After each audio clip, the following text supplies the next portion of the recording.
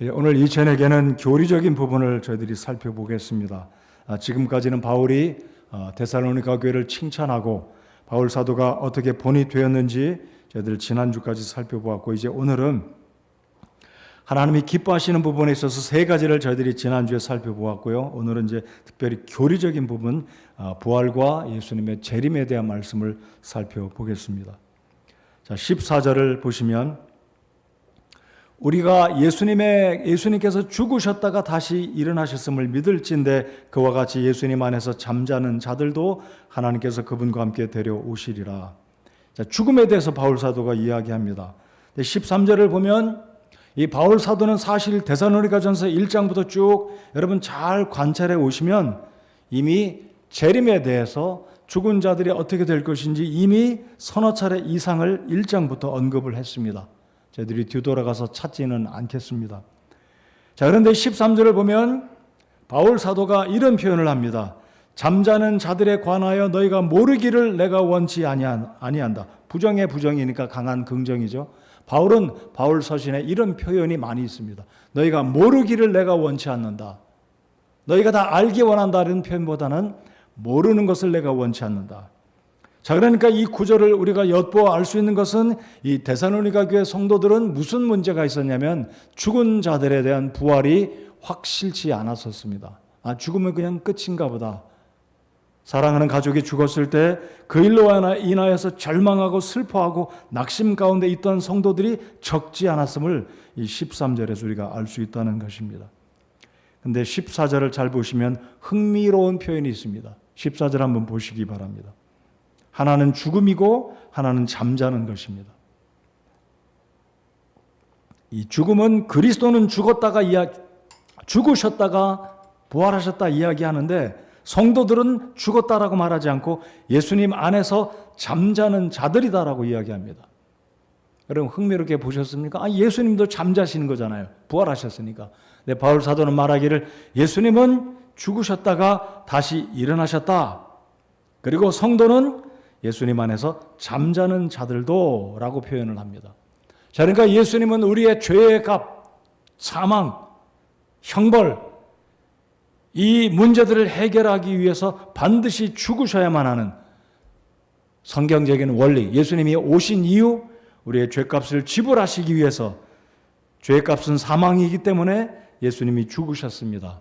자, 예수님이 죽으신 것으로 끝난 게 아니라 중요한 것은 피 흘림이 없은즉 죄사함이 없다고 레위기에서 히브리서에서 말씀하시기 때문에 예수님은 우리의 죄 문제를 해결하기 위해서 죽으셨고 피까지 흘려주셨습니다. 그리고 부활하셨습니다. 바로 이 점이 다르다는 사실.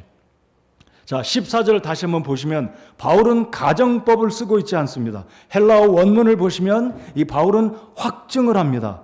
일어나셨음을 믿을진대 예수님이 일어나셨나? 일어났다고 가정하라고 말씀을 전한다가 아닙니다. 잘 보십시오. 예수님이 죽으셨다고 믿는다면 이게 아닙니다. 믿을진대 여러분 예수 그리스도께서 부활하심을 믿으십니까? 그래서 복음은 확실합니다. 복음은 99%도 아니고 99.9%도 아니고 우리가 믿는 복음, 하나님이 말씀하시는 복음은 확실한 이루어진 사건, 이루어진 일들을 가지고 그것을 근거로 하나님께서 죄인들을 구원하시고 우리에게 말씀을 전해주시는 것이 복음의 능력입니다. 그래서 바울은 예수 그리스도께서 다시 일어나셨음을 믿을진대 호리의 의심도 없음을 바울이 확신하면서 이야기하고 있습니다. 성도 여러분들, 예수님께서 여러분과 저를 위해서 십자가에 죽으셨고 부활을 하셨음을 정말로 확실히 100% 믿으십니까? 이것이 우리의 믿음이 되어야 됩니다. 그러므로 기독교는 확신의 종교입니다. 할까 말까? 이루어졌을까? 이루어졌을 것이다. 이것이 아닙니다. 이루어진 사실을 근거로 잠자는 자들도 예수님의 부활을 근거로 하나님께서 데려오실 것을 바울 사도는 데살로니가 교회 성도들에게 확증을 하고 있다는 사실입니다. 혹시 이전에 여러분들 가운데 과연 그리스도인들이 예수님 믿고 죽으면, 구원받은 성도가 죽으면 정말 100% 무덤에서 부활할 수 있을까? 내가 어머니 아버지 장례를 치를 때, 내 남편과 아내를 장례를 치를 때 저 벽제 화장장에 가서 유골이 돼서 뼈가루를 묻었는데 아니 어떻게 이 내 가족이 살아올 수 있을까? 혹시라도 의심하고 있는 분이 혹시 계신가요? 그 의심을 다 버리시고 깨트려 버리시고 다 지워버리시기 바랍니다. 예수 그리스도는 확실히 부활하셨음을 믿는다라고 바울은 이야기하고 있기 때문입니다. 여러분, 예수님 부활하셨습니다. 그러므로 우리 또한 예수님의 부활의 첫 열매를 좇아서 우리 또한 부활할 것을. 그래서 바울은 뭐라고 이야기하냐면 예수님은 죽으셨지만 예수님 안에서 구원받은 성도들은 잠잔다라고 이야기했습니다. 그래서 우리 성도 여러분들 가운데 보면 이미 배우자가 먼저 세상을 떠나 주님께 간 분들, 사랑하는 어머니, 아버지가 세상을 떠났고 사랑하는 자녀들이 세상을 떠났을 때 얼마나 우리의 마음이 아프고 얼마나 많이 정말로 슬픕니까? 그렇지만 이 데살로니가 교회 성도들에게 바울이 말하기를 다른 사람들처럼 그 앞에 뭐가 따라붙습니까? 아무 소망이 없는 다른 사람들 같이 슬퍼하지 아니하게 하려 합니다라고 바울이 강력하게 확신 있게 이야기하고 있습니다. 그래서 요한복음 11장 11절에 나사로가 죽었을 때 예수님이 이런 고백을 하지 않습니까? 우리 친구 나사로가 잠자는 도다. 그러나 내가 그를 잠에서 깨우러 가노라 그랬습니다. 내가 그를 깨우러 가노라 그랬습니다. 사랑하는 성도 여러분들, 여러분의 가족과 친지 가운데 이미 주 안에서 구원받고 이미 세상을 떠나 주님 품에 안겨 계시다면 분명히 확신하십시오. 내가 구원받고 나의 가족이 구원받았다면 우리는 주님이 오실 그때 다시 만날 것이다. 이런 확신을 가지시기 바랍니다. 이것이 바로 바울이 우리에게 확신 가운데 들려주는 다시 일어나셨음을 믿을진대라고 말하고 있는 것입니다. 예수 그리스도가 부활하셨음을 믿으십니까? 그렇다면 우리 또한 부활할 것입니다.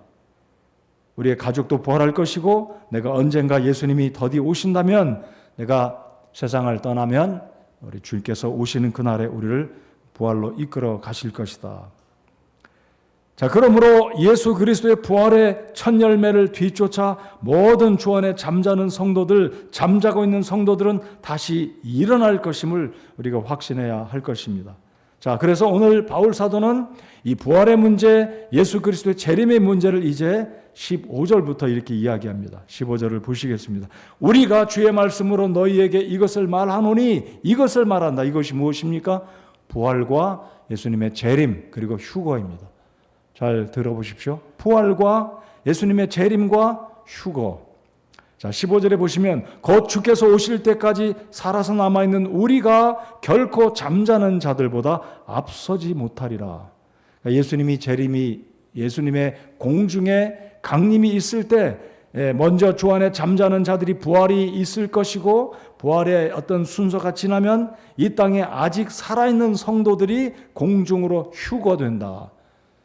휴거란 말은 영어가 아닙니다. 휴거는 들릴 휴, 들릴 거자, 순수한 한자, 그리고 우리 말로 풀면 휴거. 잘 쓰는 말이 아니니까 이거 영어인가 보다 하는데 영어는 아니고 휴거는 몸이 들린다, 몸이 들려간다. 그래서 살아있는, 이 땅에 살아있는 그리스도인들이, 죽은 자들이, 주 안에 잠자는 자들이 부활해서 다시는 썩지 않는 몸으로 주님과 연합이 될 때 살아있는 그리스도인들이 천국, 그 공중으로 올라갈 것을 15절에서 이야기합니다. 자, 그래서 오늘은 그리스도인들의 부활을 말씀을 드리고, 우리가 믿지 않습니까? 그래서 부활에 대해서는 제가 더 이상 언급을 드리지는 않겠고, 이 휴거의 의미를 한번 살펴보겠습니다. 자, 그러면 휴거의 의미, 헬라어로는 하르파조 그럽니다. 하르파조. 하르파조란 말은 잡아채어간다. 잡아채어간다. 또는 억지로, 강제로 데려간다. 그러니까 구원받은 성도들이 원치 않아도, 신경을 쓰고 있지 않아도 주님이 오시는 그 공중의 재림이 있는 그 순간에는 전지전능하신 우리 하나님께서 구원받은 성도들과 이 땅에 있는 모든 교회를 남겨두지 않고 공중으로 채어 올라갈 것이다. 이것이 휴거라는 뜻입니다. 그래서 이 휴거라는 말은 영어로 rapture 그럽니다. rapture, R-A-P-T-U-R-E, rapture. 근데 이 rapture라는 말은 이 라틴어에서 왔는데, 이 라페레에서 왔는데, 쉽게 이해하기 쉽도록 미국의 최첨단 스텔스 폭격기가 F-22입니다. 이 F-22기는 스텔스인데 이 굉장한 기능이 있는데 이 비행기를 랩터라고 부릅니다.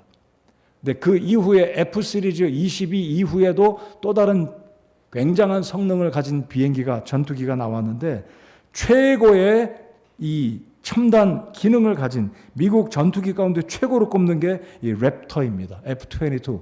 이 가격을 제가 오늘 인터넷 가서 보니까 한 대당 3,700억입니다. 여러분 여객기가 얼마나 가겠어요? 수백억 대 미만일 거잖아요. 근데 이 전투기 한 대당 3,700억이래요.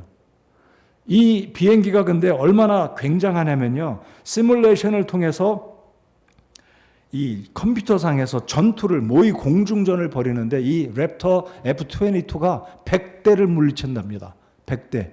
엄청난 거죠. 그럼 이 랩터란 말이 뭐냐면 랩터란 말은 랩처랑 같은 뜻이라고 볼 수 있는데 맹금류를 랩터라고 한다고 합니다. 그러니까 이 맹금류가 땅에 있는 지상에 있는 토끼나 다람쥐나 쥐들을 갑자기 날아와서 날카로운 발톱으로 쫙 낚아채면 꼼짝없이 이 최상위 포식자인 맹금류의 밥이 되는데 그 이름이 랩터라는 거예요. 그러니까 이름도 잘 지은 거죠. 자, 그러면 제가 랩터라는 강조를 한 이유가 우리 예수님께서 직접 내려오셔서 한 사람 한 사람 낚아채가는 게 아니라 전능하신 하나님의 능력은 지상에 살아있는 그리스도인들이 예수님의 공중 재림 시에 모든 그리스도인들은 한 사람도 빼놓지 않고 낚아채서 어디로 데려가신다고요? 공중으로. 그게 휴거란 뜻입니다. 랩처. 데리고 올라간다. 여러분 예수님이 재림하실 때 공중에 재림하실 때 강림하실 때 나는 분명히 구원받은 성도라면 이 땅에 남아있지 않고 우리 주님께서 나를 낚아채어 공중으로 데리고 가실 것이다 라고 믿으십니까? 불안해지지 마세요. 내가 직장에서 정신없이 일하고 있는데 나중에 알고 보니까 저쪽 친구는 구원받은 우리 성도는 들림받았네. 나는 뭐지? 난 왜 이렇게 남았을까? 남아있다면 여러분이 구원받지 않은 사람입니다. 그러나 구원받은 사람이라면 분명히 예수님이 공중에 강림하실 때 이 지구상에 있는 동서남북 어디에 있든지 미국에 있든지 유럽에 있든지 아프리카에 있든지 어디에 있든지 모든 그리스도인들은 한 사람도 제외됨이 없이 모두 다 전능하신 하나님이 우리를 낚아채서 공중으로 데려갈 줄 믿으시기 바랍니다. 이게 바로 주님이 말씀하시는 휴거의 뜻입니다. 자, 그런데 채어간다는 뜻이 신약 성경에 보면 두 곳이 있어요. 성경을 열지 않으셔도 되겠습니다. 여러분 사도행전 8장 39절을 보면 우리가 잘 아는 이야기입니다. 빌립이 성령의 감동을 받고 너 어디로 가라. 성령의 인도를 받고 갔더니 에디오피아 내시가 예배하고 고향으로 돌아가는데 두루마리를 펴서 읽고 있는데 그 뜻을 알지 못해요. 성령께서 또 말합니다. 가까이 가서 그에게 복음을 전하라. 이사야 말씀을 잘 풀어서 복음을 전했을 때 그가 구원받아요. 그럼 물이 있을 때 또 침례를 줍니다. 근데 이 8장 39절에 보면 이렇게 성경에 기록되어 있습니다. 두 사람이 물에서 올라오매 하나님의 성령께서 빌립을 채워 가시더라 그랬습니다. 여러분 이 사건은 진짜 랩처의 사건입니다. 순간 이동이 일어난 거예요. 그러니까 신약 성경에 바로 두 가지 사건, 하나는 빌립의 사건, 이 에디오피아 내시를 만났던 장소에서 순간 이동으로 하나님이 데려가셨습니다. 이게 이 땅에서 예수님의 공중 재림이 있기 전에 빌립이 채워간 사건입니다. 또 하나의 사건을 소개해드리면 고린도후서 12장의 2절을 보시면 바울 사도가 하나님의 영에 의해서 하나님의 능력에 의해서 채어 올라갔다라고 합니다. 문자 그대로 채어 올라갔다라고 표현이 되어 있습니다. 빌립도 그렇고. 그러니까 이 사건은 이 빌립은 몸이 순간 이동을 해서 다른 장소로 옮겨갔다고 저는 믿어요. 그래서 성경에 보면 다시는 에디오피아 내시를 보지 못했다. 에디오피아 내시도 바울을 이 빌립을 못 봤고 빌립 또한 못 봤는데 저는 그 구절에서 채어갔다라는 이 구절이 빌립이 순간 이동으로 하나님이 원하시는 장소로 빌립을 채워서 다른 곳으로 옮겨놨다라 저는 그렇게 믿어요. 자, 이 바울은 살아있는 이 몸이 채어 올라간 게 아니라 아마 이 바울은 몸은 땅에 있었겠지만 그의 영혼이 하나님의 성령의 초자연적인 능력에 의해서 셋째 하늘에 올라가서 천국을 보고 내려왔다라고 믿어요.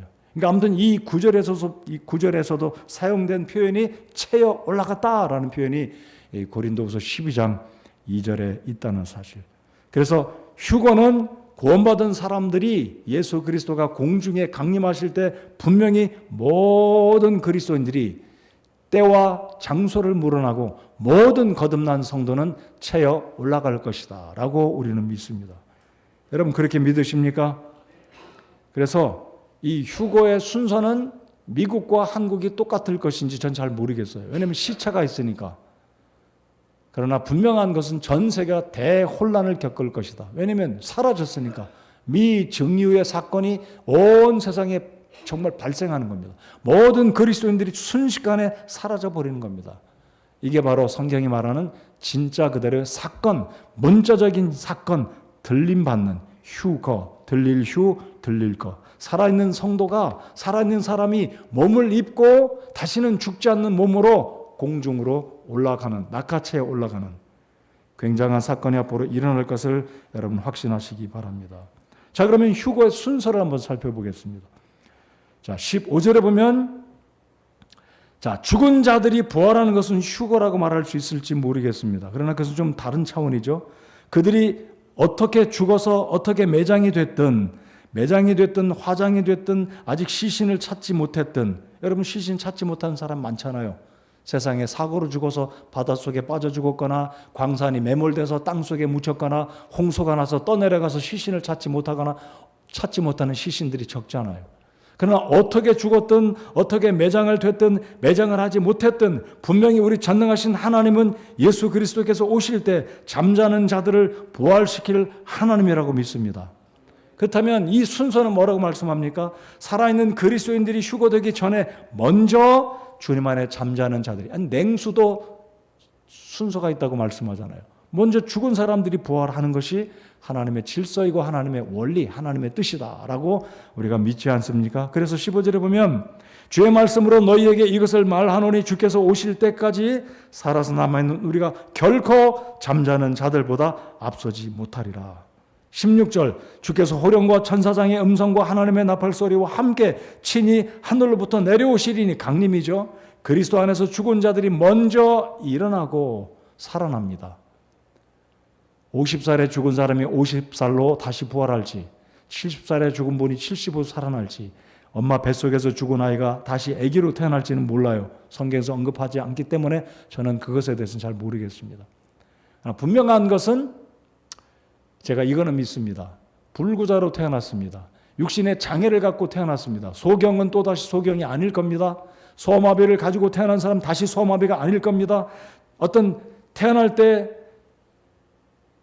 어떤 제한을 받고 태어났지만 죽었던 사람이 다시 살아날 그 부활의 때에는 온전한 몸으로, 죽지 않는 몸으로, 썩지 않는 몸으로, 온전한 몸으로 부활할 것을 믿습니다.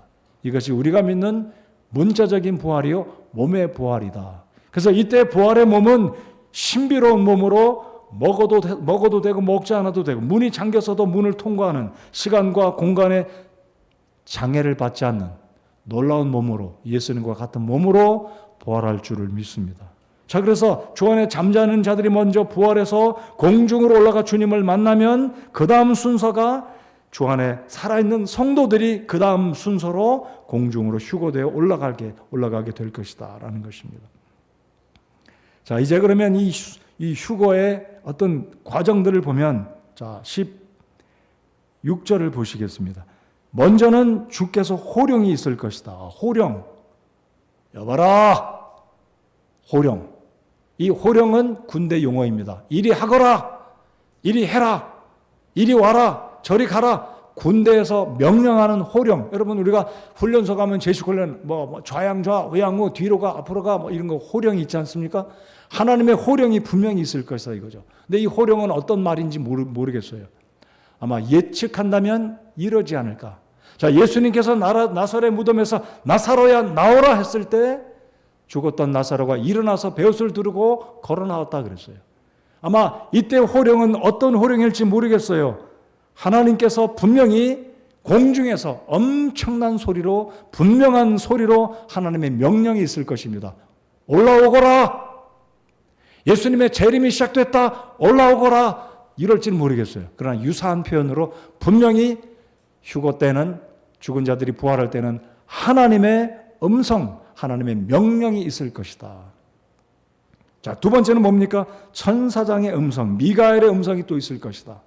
여러분, 여기 미가엘은 천사장, 천사 가운데 가장 으뜸가는 가장 힘이 센 하나님의 천사장 미가엘이 또한 예수님의 재림을 공포하는 어떤 음성이 있을 것이다. 어떤 메시지인지는 제가 모르겠어요. 분명히 주님의 호령이 있고 동시에 천사장의 음성이 있고 그 다음에는 하나님의 나팔 소리가 있을 것이다.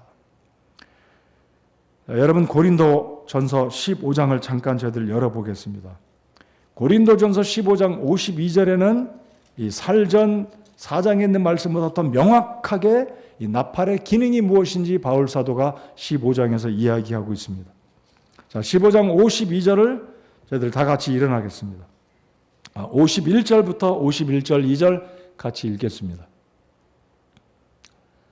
같이 51절 2절 읽겠습니다. 시작. 보라 내가 너희에게 한 가지 신비를 보이노니 우리가 다 잠자지 아니하고 마지막 나팔 소리가 날 때에 눈 깜짝할 사이에 순식간에 다 변화되리라. 나팔 소리가 남에 죽은 자들이 썩지 아니할 것으로 일어나고 우리가 변화되리니. 자, 그러니까 이 51절 52절의 이 나팔 소리의 목적은 무엇이냐면 죽은 자들을 깨우는 것이다.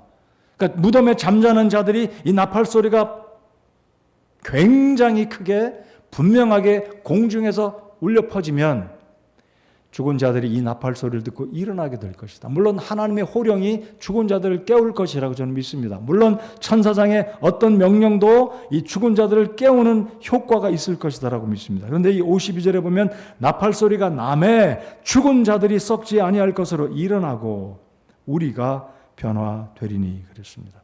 그래서 53절, 54절에 보면 이 부활의 이 몸체가 어떤 몸이라고 말합니까? 이 썩을 것이 반드시 썩지 아니함을 입고 이 죽을 것이 반드시 죽지 아니함을 입으리로다. 그리하여 이 썩을 것이 썩지 아니함을 입고 이 죽을 것이 죽지 아니함을 입을 때에는 기록된 바 사망이 승리 가운데서 삼켜졌도다 하신 말씀이 성취되리라. 다시는 사망이 역사하지 못하는 때가 분명히 올 것이다. 그래서 예수님이 공중에 강림하실 이때는 하나님의 호령과 천사장의 음성과 나팔 소리. 여러분 구약 성경에 보면 이스라엘 사람들이 나팔 소리를 나팔을 불게 되면 전쟁이 시작될 때나 아니면 특별히 이스라엘의 리더들을 소집할 때나 어떤 특별한 굉장한 행사가 있을 때 나팔 소리로 쌍나팔로 그것도 이제 민수기에 보면 저희들이 배우지 않았습니까? 은덩이 하나로 두 개의 은나팔을 만들어서 불라 똑같은 소리로. 어떤 경우에는 두 개의 나팔이 다르게 불고 어떤 데는 똑같이 분다. 다른 그 차원에서 나팔을 불라는 의미의 말씀이 구약 성경에 있지 않습니까? 아무튼 이 나팔 소리는 이스라엘 백성들에게 특별한 사인, 특별한 메시지를 전달하는 큰 소리로. 여러분 이 트럼펫 소리가 얼마나 경쾌하고 명랑합니까? 성경에 보니 나팔이라고 그랬는데 영어로 보면 트럼펫입니다. 예, 트럼펫 소리가 쫙 퍼질 때 우리 주님이 오실 때 지구상에 있는 모든 교회, 즉 예수님의 신부가 들림받게 된다는 사실. 그래서 이 휴거의 순서를 보면 죽은 자들, 잠자는 자들이 먼저 일어나 부활해서 죽지 않는 몸, 썩지 않는 몸으로 영원한 신비스러운 예수님 같은 몸으로 공중으로 올라가게 되고 살아있는 우리 그리스도인들이 공중으로 올라가게 될 것이다. 저는 그래서 이 나팔 소리는 문자적으로 믿어요. 예수님이 오실 때 공중에 나팔 소리가 울릴 것이다 저는 믿어요. 이 한 번도 들어보지 못한 굉장히 경쾌하고 멋진 나팔 소리가, 트럼펫 소리가 울려 퍼질 것이다. 바로 이 휴거의 순서를 이렇게 말씀하셨습니다. 그래서 휴거의 장소와 시기를 말씀드리면 휴거의 시기는 사실 아무도 모릅니다. 하나님만 아시죠? 마태복음 24장에 보면 그날과 그 시는 인자도 모르고 오직 아버지만 아신다. 자, 여기서 저는 제가 한 가지 일전에도 제가 말씀을 드렸겠지만 예수님의 오시는 때를 알까요, 모를까요? 예수님이 아실까요, 모르실까요? 한번 손들어 봅시다. 틀려도 괜찮고 맞으면 좋고 괜찮습니다. 인자도 모른다고 하시면 예수님은 자신은 자신의 때를 알지 못한다. 그래서 인자도 알지 못한다라고 말씀했다. 그게 맞다라고 생각하면 손들어 보십시오. 괜찮습니다. 손 드십시오. 뭐 이렇게 손드는 분도 있어요? 손 내리십시오. 예수님도 아신다. 손 드십시오. 손 내리십시오. 정답은 예수님도 아신다입니다.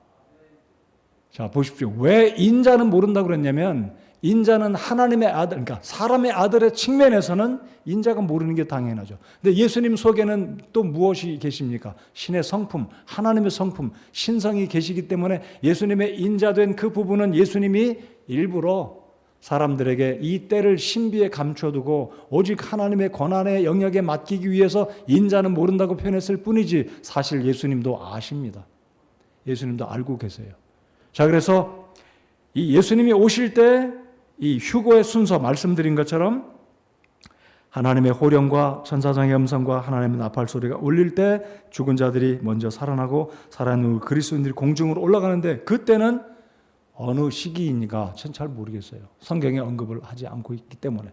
그러나 우리가 모를 뿐이지만 이때는 분명히 역사적으로 문자적으로 분명히 우리의 미래에 일어날 사건이라고 여러분 믿으시면 아멘 하시기 바랍니다.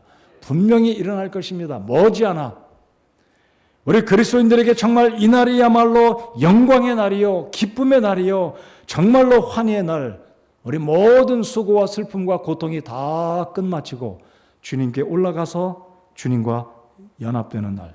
자, 그러면 이 시기는 잘 모르겠지만 휴거의 장소는 어디인가요? 공중입니다. 공중. 지상에서 몇 미터 공중인가요? 잘 모르겠어요. 공중이라고 하시니까 지상에서 몇 미터인지, 지상에 있는 사람들이 공중 보면 보일지 그건 모르겠어요. 아무튼 공중이니까.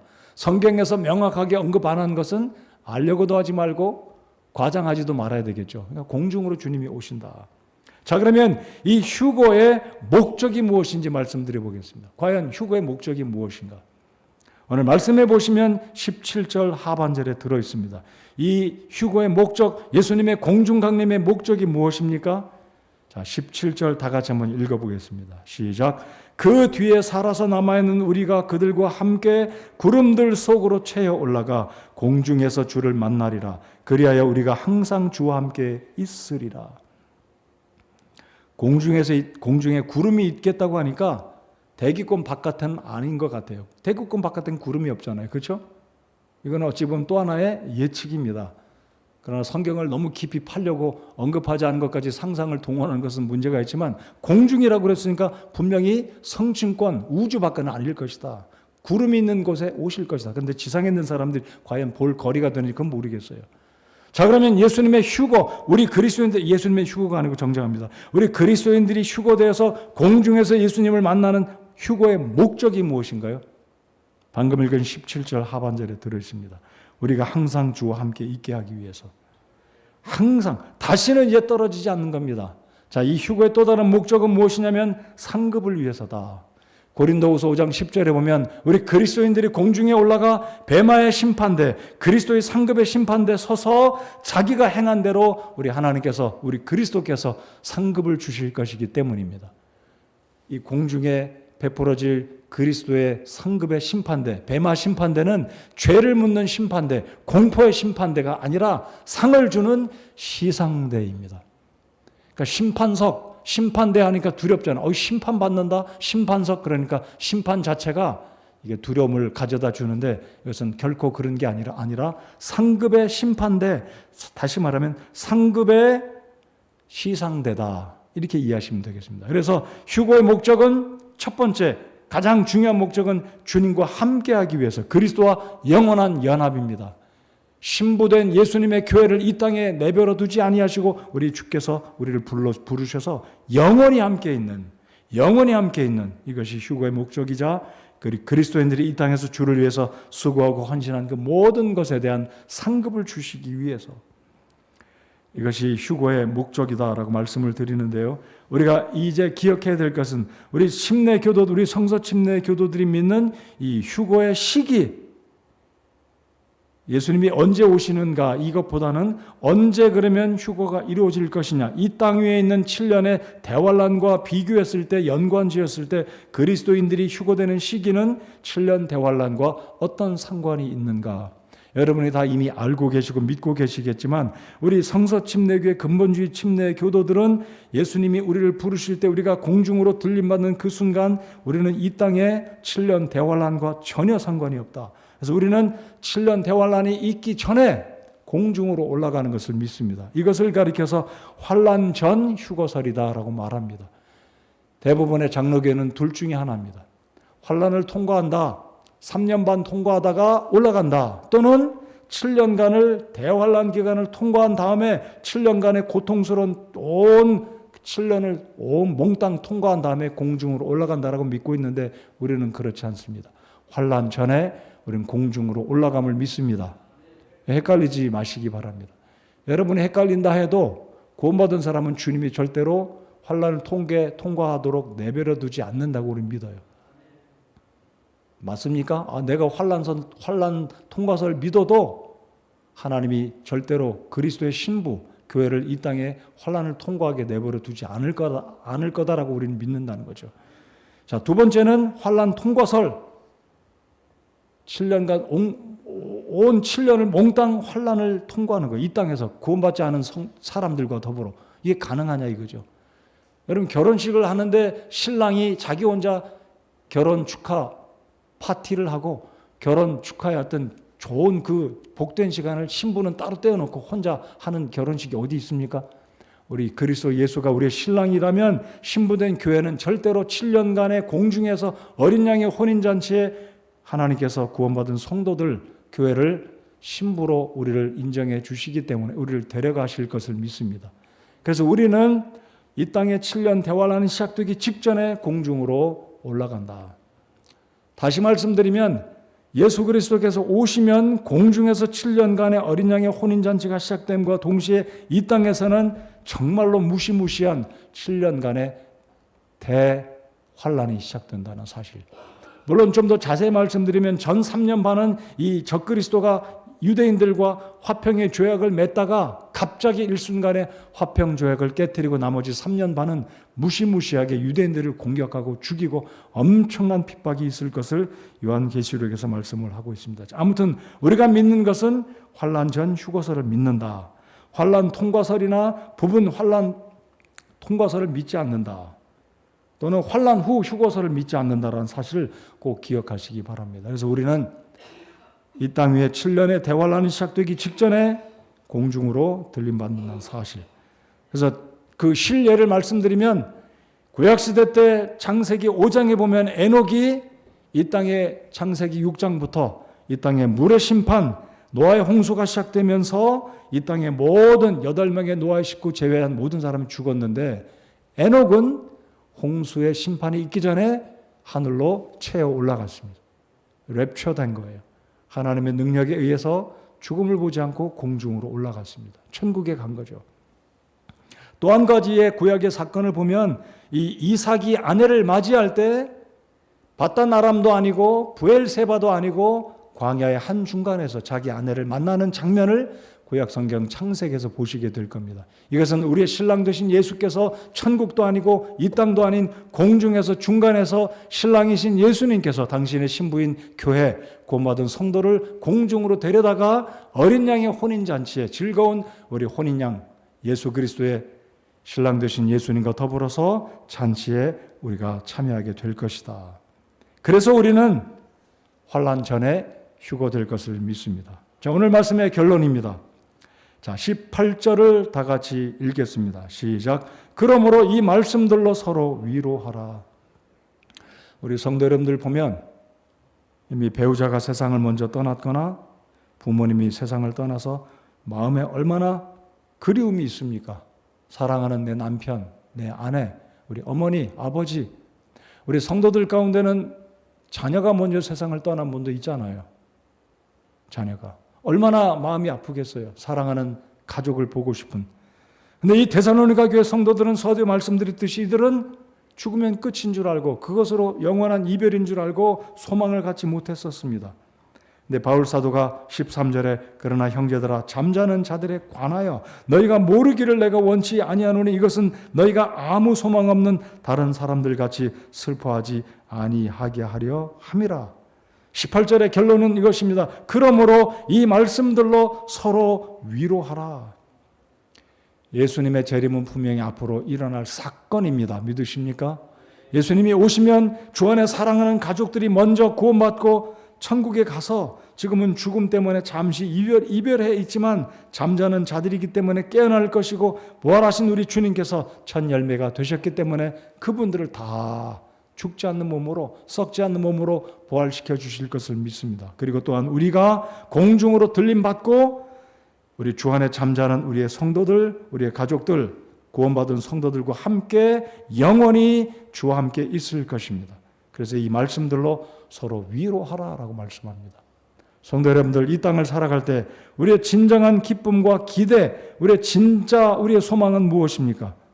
예수님의 다시 오심이 아니겠습니까? 다시 오심을 사모하며, 우리 기독교는 부활의 종교요 확신의 종교입니다. 죽음은 산자와 죽은 자를 영원히 이별시켜 놓는 것이 아니라 오늘 말씀처럼 잠자고 있다. 다시 만날 것이고 깨어날 것이고, 오늘 말씀드렸던 것처럼 예수님이 다시 재림하시면 우리가 영원히 주와 항상 함께 있게 하시는 이 축복을 기억하시면서,